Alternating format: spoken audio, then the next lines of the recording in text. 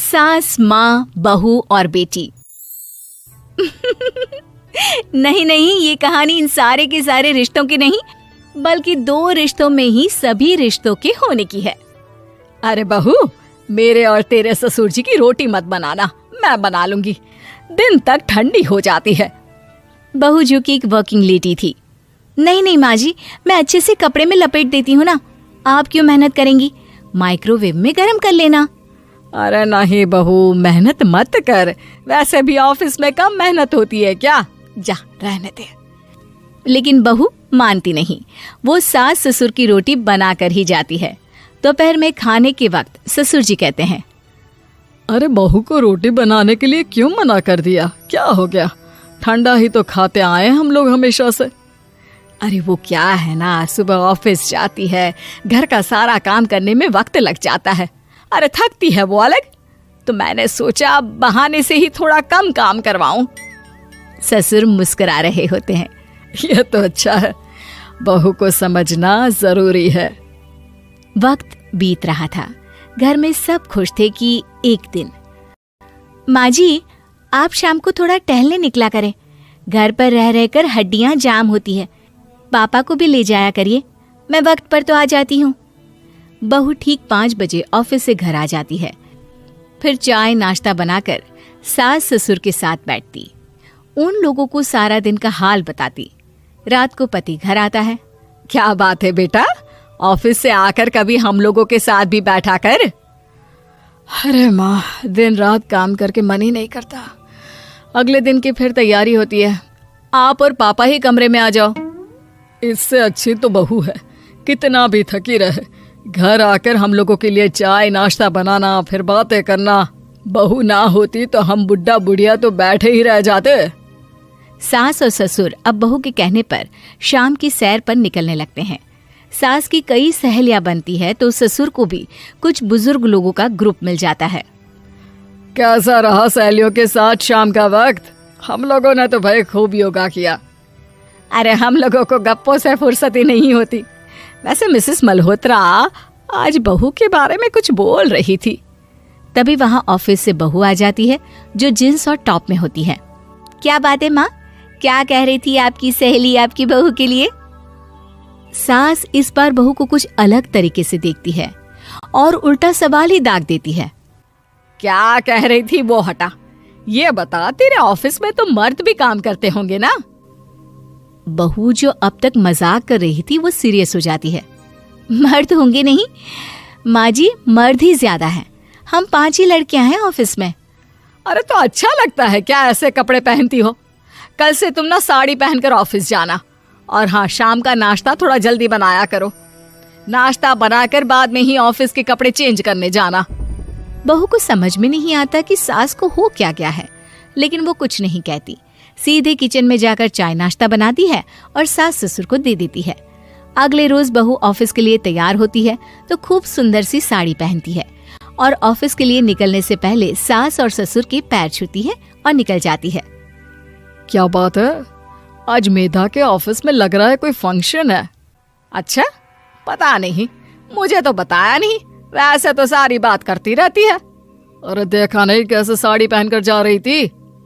अरे वो तो मैंने ही बोला है उसे। अरे अच्छा लगता है क्या रोज रोज ऐसे सूट या जींस में जाना? बहू हो, बहू बनकर रहो। और आप भी ना मेधा मेधा मत किया करिए, बहू बोला करिए, सर पर चढ़ जाएगी तो दिक्कत हो जाएगी। सास अब बहू को बहू जैसा रखने लगती है, हर बात पर रोका टोकी, हर बात पर ताने। क्या बात है, आजकल लेट आ रही हो ऑफिस से? अरे चाय के लिए भी देर हो जाती है, हम लोग फिर पार्क में भी देर से पहुंचते हैं।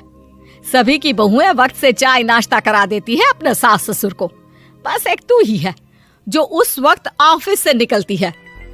माँ जी, वो एक रास्ता पुलिस वालों ने न जाने क्यों बंद कर रखा है, जिसके कारण ट्रैफिक ज्यादा हो जाता है। मैं कोशिश करूंगी कल वक्त से पहले निकल जाऊं। ससुर देख रहे होते हैं कि बहू अब परेशान सी रहने लगी है। एक रोज, मेधा, बेटी मेधा। जी पिताजी। बेटा देख जरा कौन सी टी शर्ट अच्छी लग रही है। वो क्या है ना, शाम को सब बदल बदल कर टी शर्ट पहनते हैं, मैं भी सोच रहा हूँ कि आज कुछ अच्छा सा पहन कर जाऊं। हाँ पिताजी, ये सही है। ये लाल वाली ना बहुत जचेगी आप पर। मेरे पापा पर भी डार्क रंग बहुत जचता है। क्या चल रहा है? अरे ससुर के सामने घूंघट तो छोड़ो, ऊपर से रंग बताया जा रहा है टी शर्ट का। अरे बहू, कोई संस्कार दिए नहीं है क्या तेरी माँ ने? बहू इस बार बहुत निराश हो जाती है। वो वहां से तुरंत अपने कमरे में चली जाती है। अब बहू घर का सारा काम करती, ऑफिस जाती, लेकिन साड़ी और सर पर पल्ला लेकर। एक बार पड़ोसन उनके घर आती है। वाह सुमित्रा बहन, बहू का तो रूप ही बदल दिया।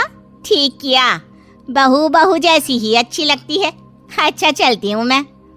पड़ोसन के जाने के बाद सास बड़ी अकड़ के साथ कहती है, देखा मेरा कमाल, कैसे मैंने मेधा बहू को कंट्रोल में कर लिया।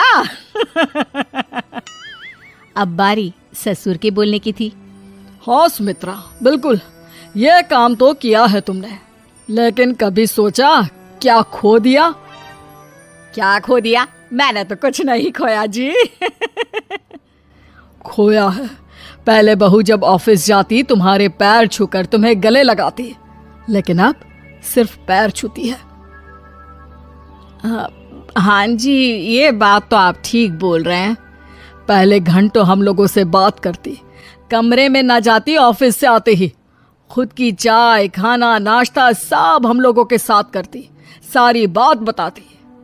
लेकिन क्या तुम्हें पता है, बहू की तबीयत खराब चल रही है, वो माँ बनने वाली है। ये बात मुझे बेटे ने बताई कि तुम्हें बता दूं। अब सास की आंख में आंसू थे। वो समझ गई थी कि लोगों के कहने में आकर उसने क्या खो दिया। शाम को बहू घर आती है तो माँ किचन में पकोड़े तल रही होती है। अरे माँ जी, आप रहने दीजिए ना, मैं आ तो रही थी। अरे नहीं, जा तू चेंज कर ले, मैं नाश्ता और चाय टेबल पर ही लगा रही हूँ मेधा। सास के मुंह से अपना नाम सुनकर बहू को बहुत अच्छा लगता है। माँ जी, कोई गलती हो गई है क्या? मेरे होते हुए आप काम करे, ये ठीक नहीं है। संस्कारी और समझदार बहू सास को माँ समझती है, लेकिन सास की बेवकूफी उसे सास ही बनाकर रखती है। बहू, मुझे भी थोड़े संस्कार और समझदार बनने का मौका दे, जिससे मैं भी बहू नहीं बेटी को देखूं तुझ में। और हाँ, मेरा होने वाला पोता क्या कहेगा कि दादी ने तो मेरी माँ को बहुत परेशान किया। बहू सास को गले लगा लेती है। नहीं माँ जी, वो कहेगा कि माँ को तो दादी ने बेटी बनाकर रखा है।